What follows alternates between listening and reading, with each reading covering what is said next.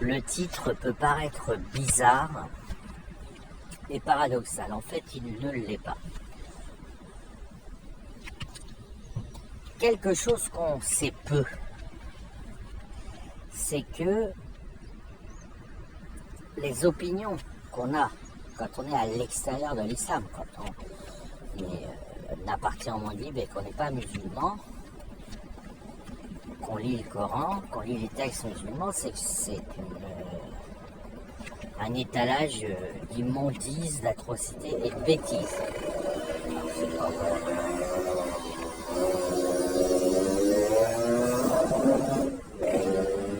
Voilà, il faut les supporter, ces petits jeunes qui pensent qu'ils travaillent dur leur islamité en faisant des rodéos, du bruit ou en montrant qu'ils existent. Donc j'étais obligé de m'interrompre.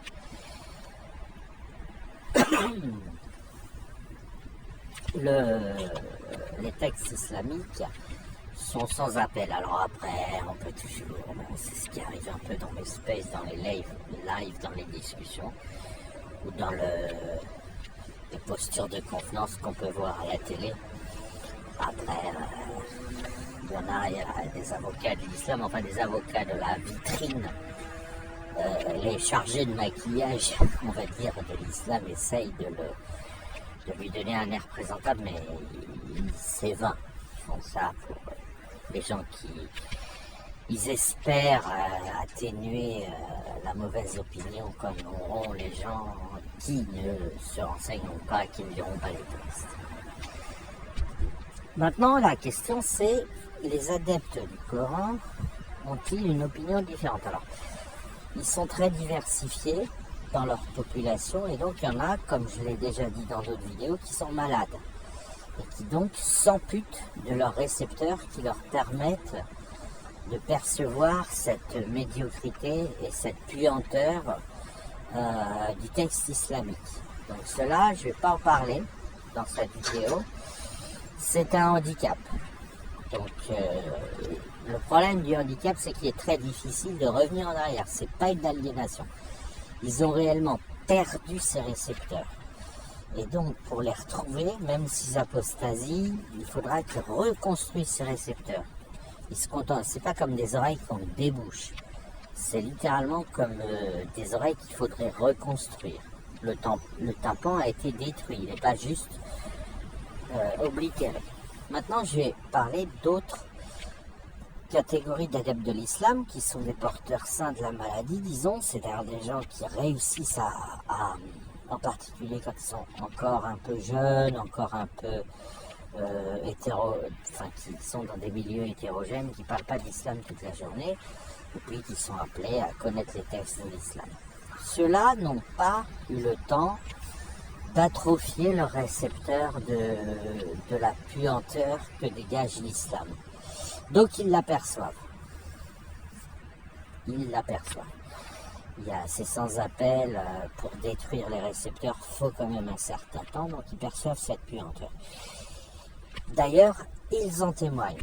J'ai pas mal d'extraits où on les entend dire « ouais, bah oui, il y a ci, oui, il y a ça ouais. ».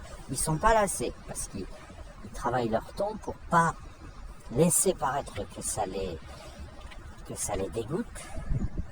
Donc ils prennent une voix, ils essayent de prendre des voix fermes et ils disent il y a ci, il y a ça, il y a ça. Et toujours à la fin, et c'est là que c'est très important, toujours à la fin ils disent ce n'est pas à nous de juger, nous sommes faibles, nous sentons cette puanteur, cette putridité, mais nous nous trompons, nous sommes influencés par notre pathos, nous sommes influencés par notre éducation occidentale qui nous a mis les droits de l'homme dans la tête, qui nous a mis un tas de choses dans la tête, mais nous devons faire l'effort d'obéir à ce texte putride, dégueulasse, médiocre, stupide, parce que c'est le message de Dieu, d'Allah.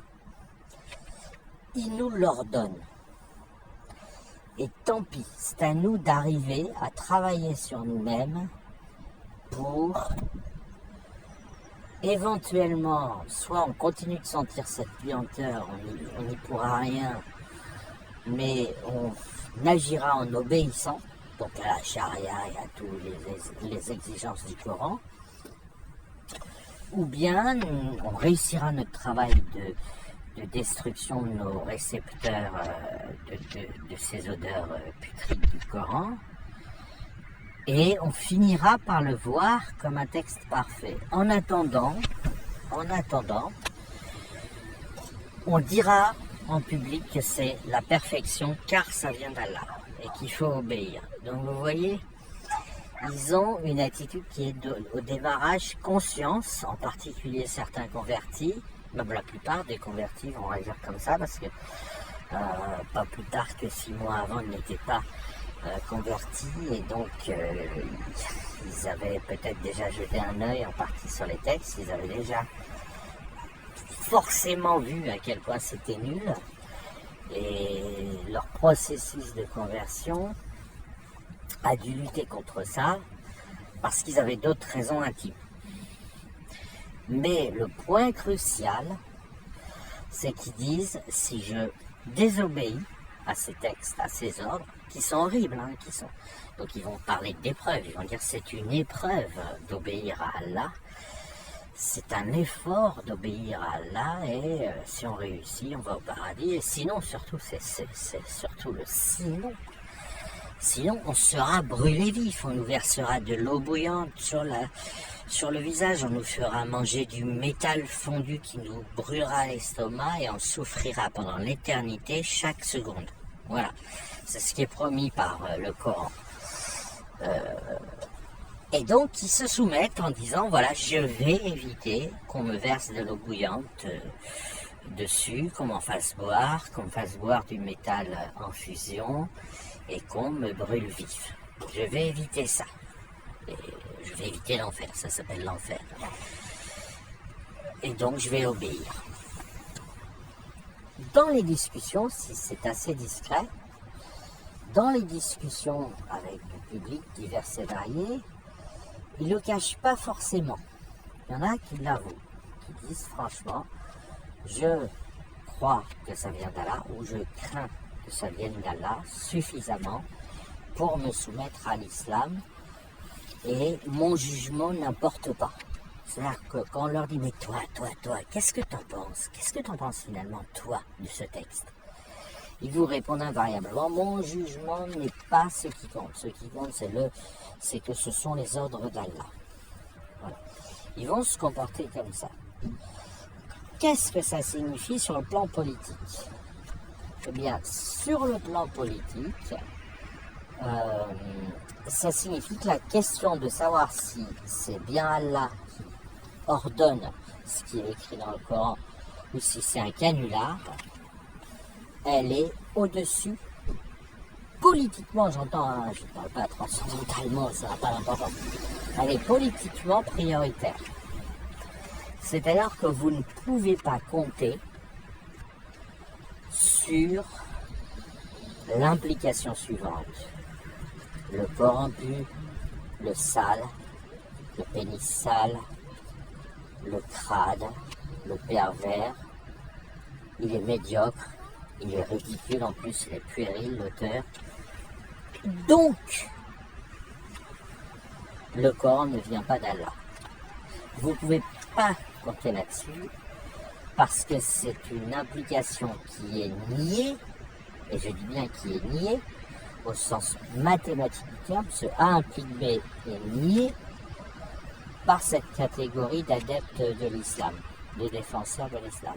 C'est-à-dire qu'ils disent je nie A implique B, et au sens au présent de l'indicatif, ils disent j'affirme A, j'affirme qu'on a deux vérités, A et non B.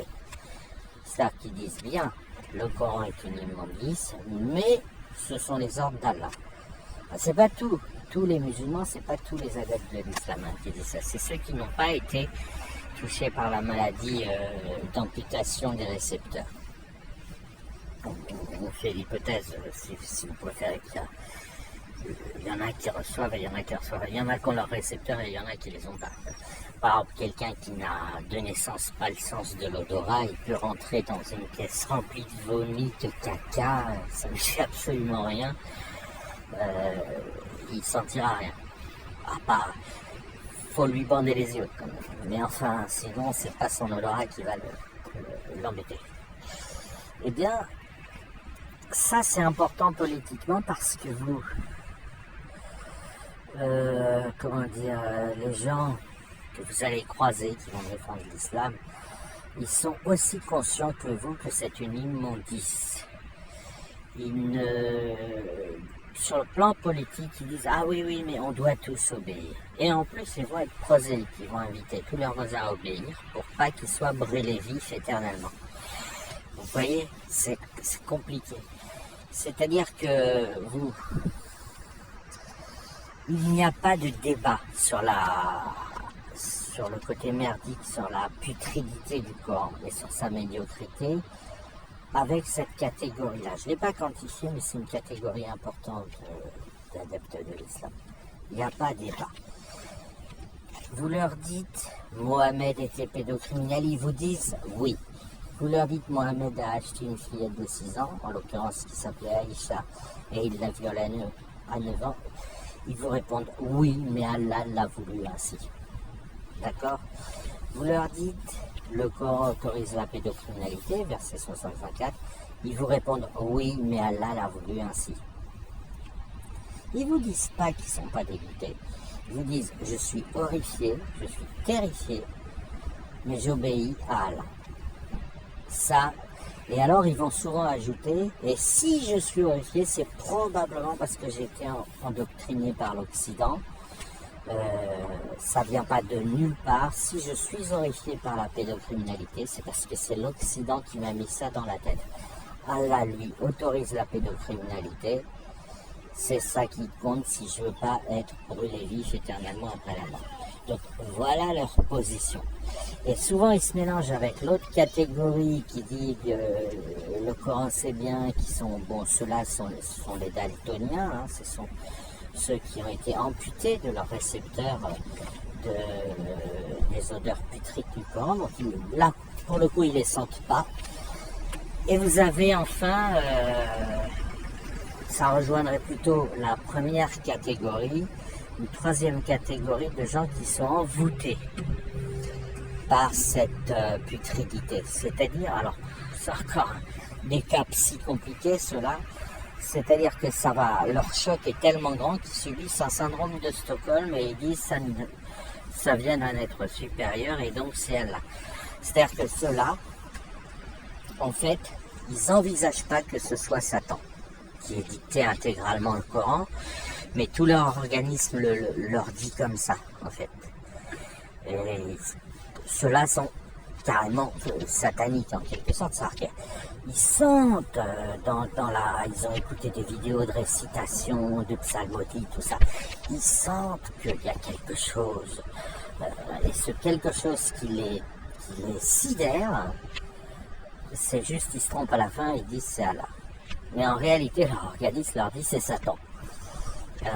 Donc ceux-là, ils sont franchement dans l'erreur, mais pour une autre raison. C'est-à-dire que l'odeur de vomi, de caca, de pipi, ce qui est tout crade dans le Coran, n'est pas vécu comme de la médiocrité, n'est pas associé à ce qui est aussi très présent dans le Coran, la puérilité, la médiocrité, le côté rigolo, le côté ridicule du bonhomme, de l'auteur du Coran qui dit je vais vous renverser de l'eau bouillante sur la tête si vous ne m'obéissez pas et tout. Enfin, voilà, il ne le voit pas ça.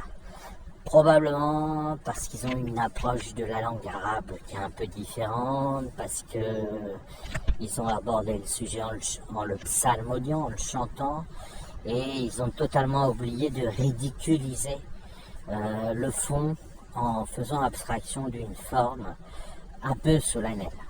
Du coup, il y a quelque chose qui leur passe dans les veines qui est que c'est inhabituel. Donc ils se disent c'est pas humain, donc ils se disent c'est surnaturel et pof, ils passent à là. Ils n'envisagent pas que le Coran soit un piège de Satan.